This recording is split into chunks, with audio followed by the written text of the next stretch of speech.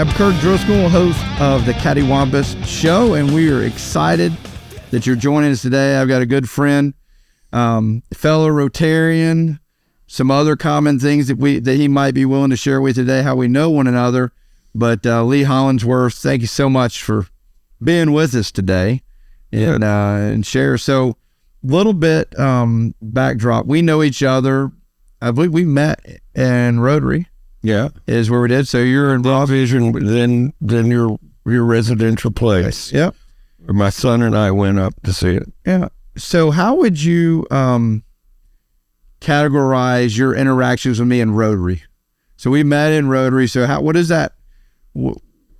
Because one part of this show is kind of bringing all my worlds together. Yeah. Around my desire to give away what's been given to me, right? And because that's the only way I can keep it is to give it away, or at least that's what I was told when I was at the where life was not worth living 28 years ago. And so, when your interactions from Rotary, what does that look like? Well, Kirk, the thing that really, I mean, that taught me I wanted to know you more was when I went up to see the residential Think Vision Warriors with my son, who has a big faith background, and we wanted to see what you were doing, and you had this Thursday night dinner. Yep. At that point, I went and I saw these guys in recovery, which is very important to me. Plus, you blended in faith, which was very important to me, as I'd come to realize. And then my son was also involved in Panama water projects, and immediately you heard about that. You were just about to be district governor of Rotary, but you understood the power of Rotary and being Rotarians, and you said, well, let's do it. And so you knew Alan Sellers down in Panama. You made that connection. And the whole time I've known you, it's just been a wonderful experience of knowing someone as a friend and watching these things happen that you can make happen because I think they're supposed to happen. That's awesome. Just briefly, when we say Panama, it's not Panama City, right? I spent some time in Panama City back in my day. We that's a whole nother show, but we got I chuckle from the crowd right there. So thank you, Zach, our one here in the audience. But when we say Panama, though, what just high level conversation. We have a young gentleman that's passionate about seeing clean water and change. Yeah. What was a 30-second? What was the power of Rotary? What happened there? Well, he had decided to after graduating as an engineer in Georgia Tech to go to Panama for free to help get clean water to people that are so remote they can't get it. And they're always starved for money. And the bottom line was that I knew, because of my past involvement in service projects around the world, and you also knew, that there was a power of Rotary to fund this kind of project if we followed the Rotary guidelines, and we were involved in working together with another international club. So that has led to that one conversation to $250,000 being deployed to build very simple, inexpensive systems that can be maintained to 6 villages in Panama that never had clean water before. So a couple of thousand kids are involved. That's awesome. Yeah, so that is the power of Rotary. Without a doubt. And it's, it never would have, you've got a son now because of what we're going to get into and talking about today. The changes you made in your life instilled in him where he saw it at work, not just talking it, but seeing it lived out to where he's willing to come up on a Thursday night, hang out with a bunch of folks at Vision Warriors, which created the opportunity for me to hear it and see it. And then it's just connecting. And so I love it when my worlds cross. You can do Rotary service projects in the middle of a recovery meeting and a recovery dinner, right? It doesn't happen to happen, and it's kind of, to me, it's just like church. Yeah, you go to church or your place of worship particular point in time in the week, but you can either just go there or you can live it all week. And you've been a great example for me to see how you live Rotary out in a day-to-day walk. So getting into the show, Cattywampus, I love explaining it to, like where we were talking beforehand. It's like, okay, I give a lot of information before we ask somebody to come, right? Like in a day with pages and pages of information. But on a serious note, I'm explaining, we're talking through the word cattywampus, Yeah. right? When you're walking down the stairs here to the studio. But at what point in your life did you realize that you were cattywampus and out of balance and out of control? And, when you're, what did that look like? Well, I almost have to chuckle because as you described, as you defined it, it occurred to me, it happens to me all the time. There's, and the benefit, and I think it happens to most people getting out of balance. All right. But I have found a way to accept that that's going to happen and also develop some self-correcting behaviors that were forced on me by the original time that I had this cattywampus, and I had let it go so far that I ended up in at a rehab detox psychiatric institute that I'd been in, was released from, relapsed, and now they wouldn't take me back.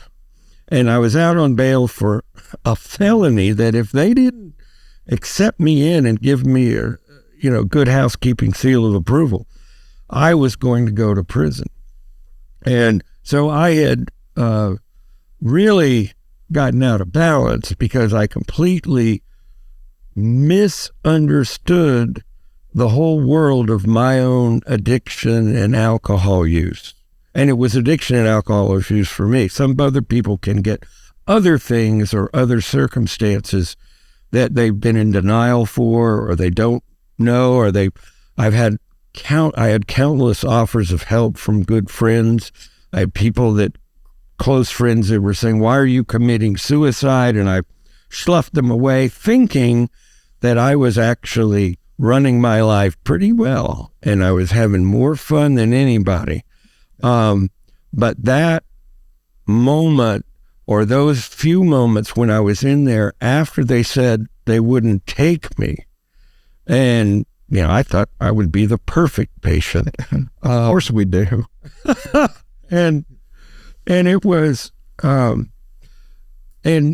actually, the big moment was what I considered at the time my worst moment of my life. And when I look back on it, though, this is so interesting, was that it actually was, and I confirm other people will tell me this, that it was probably the best moment of my life. And that was when I realized how wrong I had been about most everything. And my wife told me, "Lee, it's probably better if you just don't have an opinion about anything for a while."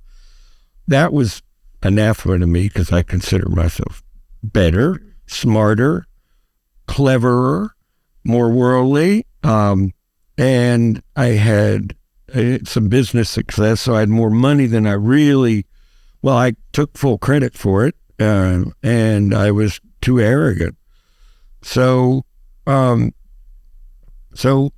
at that moment, it was very depressing to realize that I was basically a moron. And that now, a lot of people do not have to go to that level to really realize that you're completely wrong about drugs and life and marriage. I had 3 small children, and they still do when you met one of them. And I say that because at that moment I realized that I just needed to listen and follow the directions, and there were plenty of people that had been there before. And I'm, by the grace of God, I didn't believe in God at the time, but so much had happened to me as an adult with my eyes open that I can't deny that I was given a couple of things. One was a curiosity about how I could even stay clean for 1 or 2 days. And that curiosity led me forward to actually be able to change into, instead of an avid enthusiast of chemical pleasure. It's a very creative way of saying. My whole goal was to bring all the pleasure I could to myself whenever I wanted, and regardless of how it affected other people. Now, it's very different. I've found that a better way to get pleasure, because that will really just end up bringing me ruin, and it was shown to me in vivid color, was actually doing service, first of all, to myself and to others, in the form of being in recovery. The other thing is that, you can make better friends and better relationships by being of value to other people. And so I try to do that. And I find that I encourage and strengthen relationships. And the real interesting thing about this Cattywampus thing is that I think when I get out of balance, I have a wonderful wife that tells me that. And I can relate. Oh yeah. When I wrote this book about 10 years ago, and when people read it about my journey into recovery, they inevitably come up and say, "You must just have a heck of a wife." And but the story is pretty, it really hurt her, and it made me realize that how you can really hurt people, and how many people are being affected by alcohol and drug abuse, or just people that are doing things selfishly without regard for others. Man. So, you touched on several topics, but that I want to get back to in 1 second. But you've been in recovery with a sobriety. There's people that say I've been in recovery, and they've got several sobriety dates, and that's all right. We're not judging any of those we're talking about, but you've maintained absence for a while here, a couple days, and we were joking beforehand. It's like, I don't want you to catch me. And there's two ways. It's it's either death or relapse, and relapse is not it was not given to me as an option of where I'm headed. But in a professional career, because you had success before, and you're still maintaining success. What give us an example of an interaction with a client that you have, because you've got a if you want to just kind of share what you do, and then how do you maintain trust through transparency? Do you share it, not share it? Just tell us a little bit about that, if you don't mind. Well, it's really an interesting thing, because I'm sure that kind of problem vexes so many people. I manage money. I manage other people's money in stocks and bonds, retirement plans, and so forth, where I get paid and I have power of attorney to do pretty much whatever I think is best with the money. And so when I wrote a book telling about the struggle, I didn't even want to, talking about my entry into recovery, which was a big, look at me, and look at all the dark stuff. I was deathly afraid, because I knew other people in my industry who were also involved in recovery, but kept it a strict secret because they wanted to project an image. I was afraid. What happened was that this is like so many things in recovery, that by coming out and admitting that and being open and honest about it, I actually gained more respect and more credibility from clients, especially the higher end clients who had built a business, who were used to going through difficult times. So we might be having my first meeting with a client for an hour and a half, maybe going over their financial situation, them asking me, and I might show them my book, and it might be hard to do, but inevitably they would say something like either themselves or a family member has been through something similar, and they prayed every day that that person could somehow get it, could somehow have the grace of being able to get clean. The whole relationship takes a deeper journey at that point. And I just never would have known it had I not done it. That's the effect. Do you, and too, what I've seen, and I was taught to share my story and burden, and it wasn't, it wasn't, hey, do this in 10 years or 20 years. It was, okay, you got a day clean. You got something to offer somebody that's looking for something. So don't keep it quiet, right? Share your story, because you never know who you're going to help. And I know, like for you as well as for me, there is overlap and there's impact that never would have happened have I not shared it. Had it not it may not have been the person that called me, but the person that told them to call me knew me from Rotary or knew me from real estate or from a duck blind or wherever it might be, is that, my past is my past. It's not going to define me today. My actions and my interactions with you and others is where I'm going to end up. So I appreciate you for being bold like that. And I do have, so this is The Witness. Yeah. It's a great book. And it does tell a story, and it's a story of addiction, redemption, and faith. And speaking of that, like, what is life like now? So we've got 20 plus years sober. We've got a career. We've got a family. You have any grandkids yet? No grandkids yet, but we got kids that are out accomplishing things, and you can see the fruit of your labor and your intentionality and your reconciliation that you've taken. But what's life like?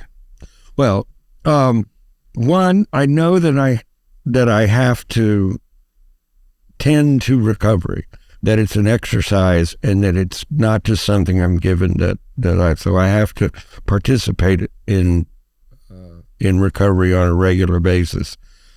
I am grateful that I'm not dead, that I'm not dead 25 years ago.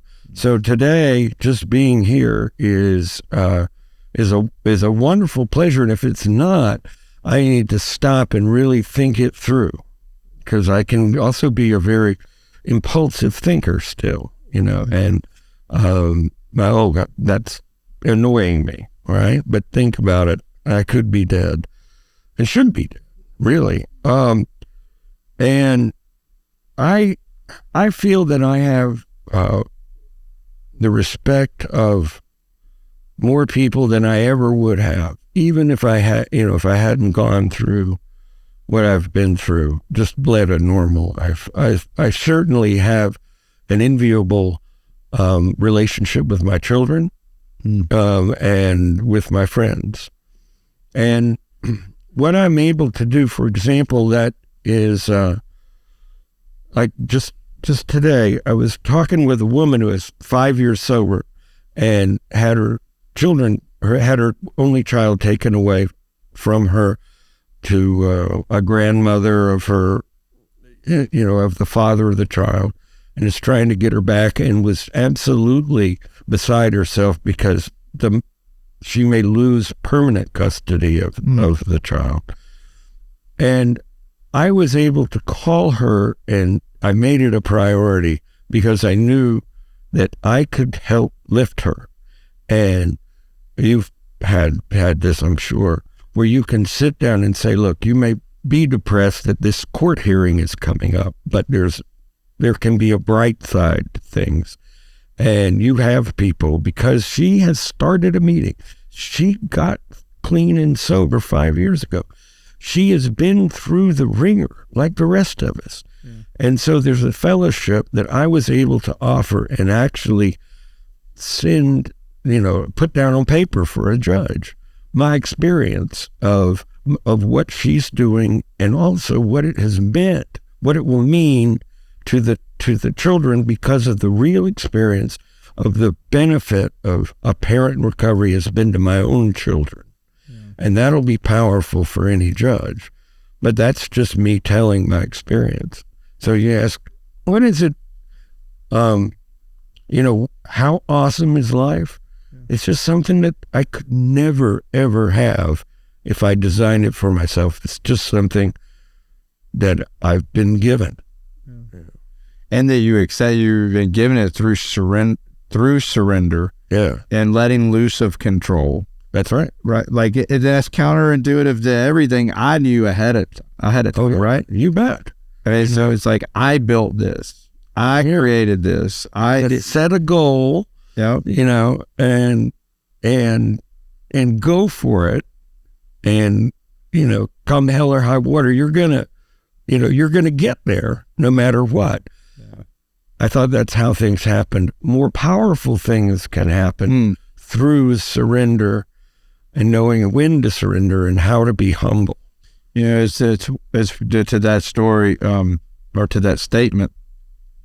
My wife said to me one time, it was, not to get asked a whole nother conversation with somebody one day, and I'm happy to have it with you off camera here, but I was pushing to a particular goal really hard, and it was late at night. I was getting in bed way later than I needed to, right? Because I'd been working, put the kids to bed and go back to work, so 1, 2 o'clock in the morning, crawling into bed, exhausted. And she was awake or woke to have a conversation, right? And I'll never forget. It was the most freeing thing I've ever heard. And now this is, I'm at this point in time, I'm well into my sobriety, right? It's there, but I needed to hear the wisdom from her. She said, there's a difference between quitting and surrendering. Oh, and I'm like, damn, I don't want to hear that. Not right. It's like you couldn't be distracted by anything. It's pitch black. You're laying face to face, exhausted, trying to complain and get some sympathy. And what I heard was exactly what I needed to hear, and I was willing to receive it because I was cattywampus, right? I was absolutely wore out, and I just needed to hear that there's a difference between quitting and surrendering to something. And, at times it may feel like this is not, it's not what I want to do, but I need to and just open, I just need to open my hands back up and surrender that part. Yeah. And it's if it worked for your recovery, one, you would never be able to hear that, or I. It's still hard to swallow when it's pitch black. She couldn't even see my face, But if it weren't for her seeing the impact of recovery on your life, and my wife's the same way, is that she would never have made that statement. Yeah. Because she would have said, that would have just, what? Yeah. But she knew that would have an impact, and it had. Oh, it was freeing. That was, close, probably 15 years ago, 12, 15 years ago, and it's still, I'm still talking about it, right? And she's not standing in the corner making me say it, right? It's because I've taken it to heart and living that out when I get in a situation of struggle. If you could, look right into the camera, this one right here. Oh, hey. Yeah. Look right into it. And for the person that's sitting there and feels they're either about to think they're about to lose everything that they've built, right? Because they're where you were, right? They think that there's never a comment. Hey, that's great. He's sitting here. He's wrote a book. He's got years. Never can get that. They're just sitting in that pit of hopelessness that you and I both have sat in. What would you say to them? And, in just a high level, what would you want them to know? Well, all things pass. And so even a mood that's a darkest mood will eventually pass. I would hate for someone to feel like they're alone in that feeling. I've found that a lot of very, very accomplished people, just like you described, it happens to me all the time, get in that situation of discouragement.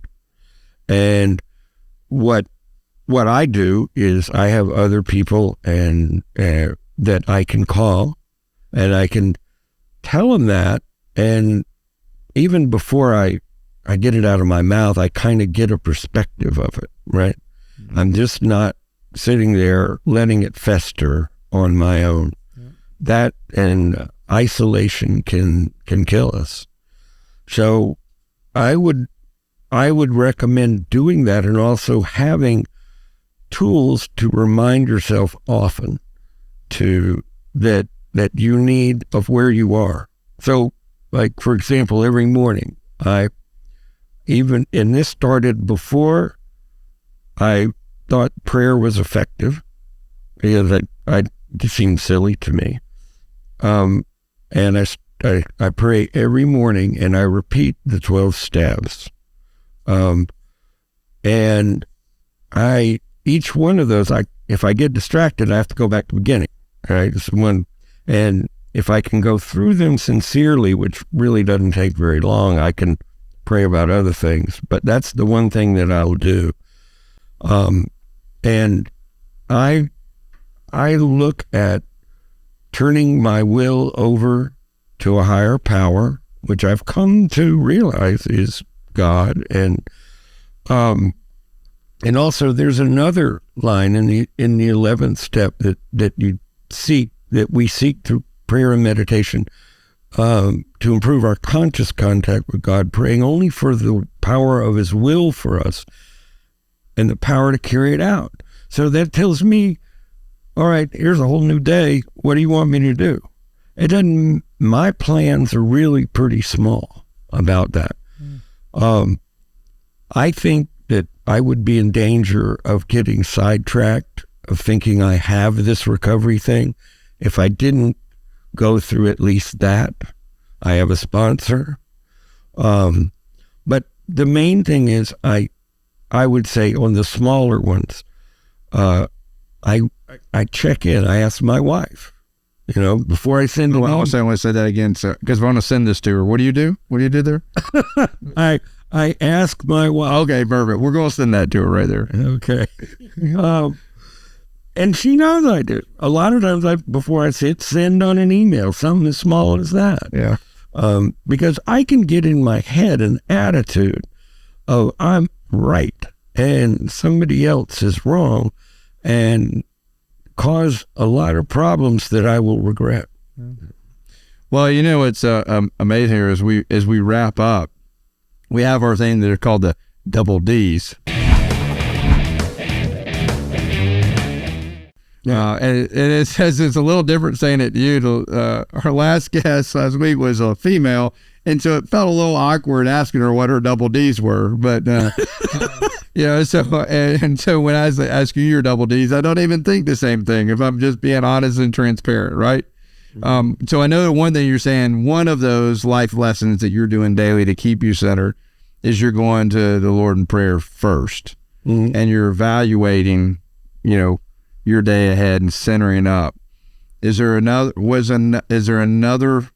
piece of that, or something that there's two things? What are those two things? So prayer and reflection, right? In your prayer, or are you doing them two completely separate?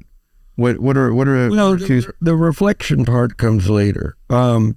So then I've got a number of things that I need to be doing recovery related. So I was told early on, and if you forget anything else, one is to do something recovery related every day. All right. So setting it up with that kind of prayer, I'm already dedicating the day to recovery. And there are a number of things that I'm looking forward to. For example, I'm in the step study with a group of people with the same sponsor. I also am part of a home group, which meets every Sunday night. So there's responsibilities for that. And then I have a number of people that are in recovery that I talk to on a daily basis. But it's that reaching and confirming that, yes, I am a full-fledged member of the fellowship. There's no accident. Yeah. And if I lose track of that, ask my wife. Yeah, she'll tell you. She'll tell me. Well, that's awesome, man. I'm really excited that you're willing to come up and today and share your story. It's great. And I'm honored, and I appreciate your friendship. I appreciate your accountability. And because I'm known, and even in my Rotary world with what I lead with, I know there's several of us in that organization. And so I walk into every environment with accountability. This weekend we're at Sandestin, there's people drinking everywhere. You're at the beach, and it's not a drunk fest, right? But if I wanted to drink, it would, it's pretty easy. It's free. It's everywhere around us. But walking in and having accountability and being known that's there, it's freeing for me, right? I really enjoy it. So I appreciate the accountability that I have with you just through an open relationship and open dialogue. Thank you for sharing that with us. And if you're watching this and you want to get connected with Lee, just shoot us a message. Let us know. He's given us some steps and some application that has worked for him. It's a lot, rings very true for me, what I was told and what I do. So I'm grateful for your willingness to continue to keep being willing to give away what's been given to you. And it's awesome. Absolutely. Many people don't have an outlet of someone that would understand like you and I do. I really feel for those people. And I want to say in the camera that you do not have to go whatever you're going through alone. No matter how successful people look on the outside, you just never know until you ask. And so much of what we put on ourselves mentally can be helped by sharing it with others. And so that's why I wanted to share it with you and with them. And I invite you, yes, please get in touch and we'll take care of it. That is awesome. Thank you for watching today. Join us next week for another great episode, and we look forward to seeing you then.